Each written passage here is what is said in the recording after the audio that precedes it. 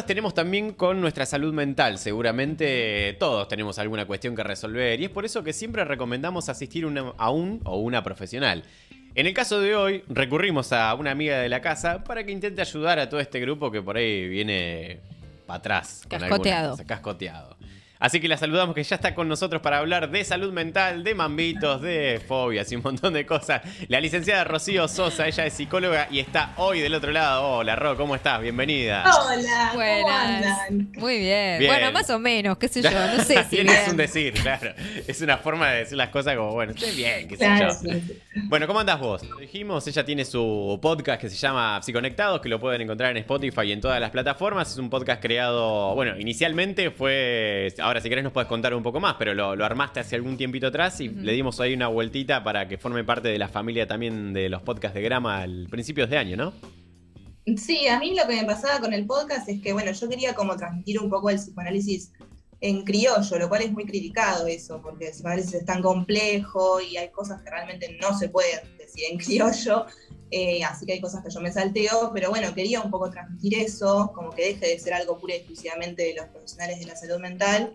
Y a mí Sesión de terapia No, gratuita esto va a ser tremendo. en redes.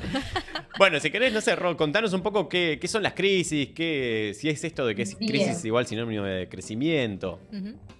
Sí, bueno, depende de la salida de esa crisis, si es crecimiento o no. Y Claro. bueno, las crisis hay un montón de cosas para decir, pero bueno, lo que pasó mucho en esta pandemia fue un poco una crisis, pero fue también algo que nos obligó mucho a parar, ¿no? Ujú. Como que había mucha gente que decía, no, bueno, y en la pandemia de repente me encontré frenando mis actividades, obligado o obligada a frenar, y ahí es cuando todos los pensamientos empezaron como a abrumar a muchas personas, digamos. También toda la incertidumbre, o sea, el que no tengamos, nadie tiene nada escrito, Ujú. pero el no tener casi nada escrito de qué va a pasar dentro de 15 días era bastante desesperante, porque encima llegó una etapa de la pandemia en la que se iba estirando, era como, bueno, 15 días, y 15 más, y 15 más, y 15 Claro. más, hasta que decíamos, ¿hasta cuándo vamos Claro. a estar así? Las crisis son en realidad un estado, digamos, que es parte de la vida, a veces hay crisis evolutivas, hay crisis accidentales. La pandemia es una crisis accidental, no es que estábamos seguros que íbamos a pasar por eso. Ujú. Y bueno, que desestructuran totalmente a la persona porque nos obligan a ir en busca de nuevas herramientas. Cuando nosotros nos enfrentamos a un problema, que ahí está la diferencia entre crisis y problema, y nos vemos obligados a acudir a nuevas herramientas que antes no teníamos y lo podemos resolver, listo, ahí problema y problema resuelto. El tema es cuando vas a las herramientas de siempre, no te sirve, vas a herramientas de emergencia, no te las encontrás, ahí aparece la crisis, porque el estado de tensión en la mente, digamos, va aumentando. Ujú. Y aparte, en cada crisis siempre, o sea, toda crisis hay un duelo también. Entonces es como muchísimo para procesar para la cabeza.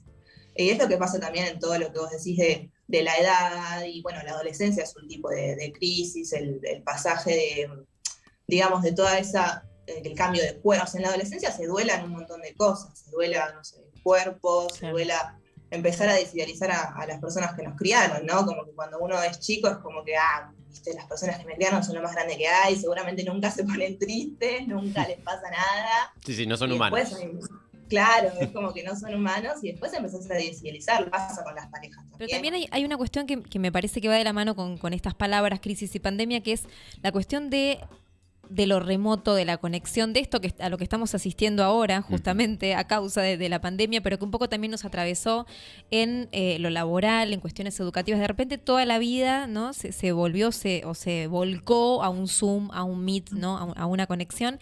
Y de repente, por lo menos en lo personal, empecé a sentir esta cuestión de, no sé si es ansiedad, vos lo podrás catalogar mejor, pero de sentir que tenía que estar todo el tiempo a disposición, disponible, permanente, en línea, ¿no? Y eso empezó a generarme, a abrumarme justamente, y a generarme una sensación de no poder estar offline justamente, y si eso sucedía, estar como en falta, ¿no? Como que sentía que algo no estaba bien. Y de repente se me cambiaron los parámetros, ¿no? Y fue muy difícil, después que pasó un tiempo, ¿no? Y que obviamente eso conlleva angustias y demás, darme cuenta, bueno, que uno también tiene ese famoso derecho a la desconexión, o ese famoso derecho de decir, bueno, estoy en mi casa todo el tiempo porque tengo que estarlo, me obligan a hacerlo, pero eso no significa que estoy siempre disponible, ¿no? Y eso también, sumado a la crisis de orden mundial y a todo lo que vos decías, me parece que es un componente, ¿no? No menor, que en mi caso, por momentos me sentí realmente... que quizás por ahí, a diferencia de otras generaciones donde la asistencia a terapia o consulta por ahí era para ciertas patologías, o se asociaba a que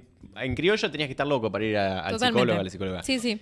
Bueno, primero desmitifiquemos esto, para eso también te tenemos acá con nosotros, para darle importancia a la salud mental y preguntarte si esto sigue pasando, si sigue habiendo como una especie de tabú o mito alrededor de, bueno, de ir a terapias porque tenés un problema, porque estás pasándola como el orto. Bueno, esto ha cambiado un poco, hoy es más, entre comillas, habitué o normal que una persona pueda asistir a terapia porque sí, porque le pinta. Sí, más que antes sí, o sea, está más aceptado que antes, creo yo, pero bueno, igual siempre hay algo, porque también lo veo en las personas, en los pacientes y lo charlo con mis colegas, y hay mucho de esto de mi papá piensa que esto es una pavada, que vengo acá, que podría, o veo muchos pacientes que me dicen cosas como, sí, y mi amiga me dijo, pero tómate un café conmigo, es lo mismo, me podés contar tus problemas. Yo estudié 6 te cobra años más barato, café le decís. 1, café Claro. 2, café 3. Claro, tal cual. Pues eso se escucha mucho, ¿no? Se escucha bastante, sí.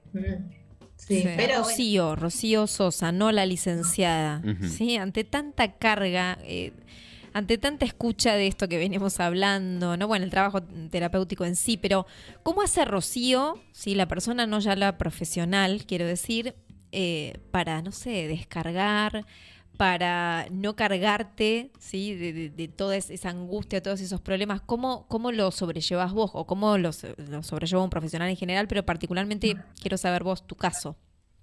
Bien, bueno, yo y todos los profesionales tenemos como la obligación de hacer supervisión, entonces Claro. Los casos se llevan con un otro y ahí, nada, charlar sobre el caso, no tanto lo que el caso te genera, sino sobre, bueno, qué herramientas usar y demás. Uh-huh. Y yo tengo mi espacio de análisis, o sea, los analistas vamos a análisis también, Claro. Entonces ahí uno trabaja también todas esas cosas. Pero la realidad es que yo antes de empezar a ejercer tenía como esto de, me acuerdo, mi amiga Luli, me acuerdo que me contó así como un conflicto que ella tenía, y a mí se me llenaron los ojos de lágrimas, y yo dije, por Dios, cuando tengo un paciente voy a hacer un desastre. Claro. Y en realidad no, después cuando te inicias en la clínica te das cuenta que vos observás al paciente como un objeto de estudio, como persona, por supuesto. Tal cual. Pero no te enterneces, o bueno, al menos es lo que me pasa a mí, no te enterneces desde la empatía, porque si estamos del lugar de la empatía, esto de ponerse en el lugar del otro, que es tan lindo, en una terapia es muy difícil trabajar, porque si yo me identifico con el otro que está ahí sufriendo, entonces yo sufro. Tal cual. Entonces, ¿cómo hacemos para trabajar? ¿Cómo hago para sostener? ¿Cómo hago para alojar esa angustia? Si yo me identifico con eso. Por eso también los analistas tenemos lo que se llama entrevistas preliminares, que son como 3 o 4, no está así pautado, pero más o menos es eso. Y uno observa el caso que va a tomar, digamos. A veces el caso es muy similar a lo que uno capaz está viviendo y dice, no, bueno, yo a esta persona no la voy a poder ayudar. Lloremos juntos. Claro. Claro, derivás. Claro. Sí. Uh-huh.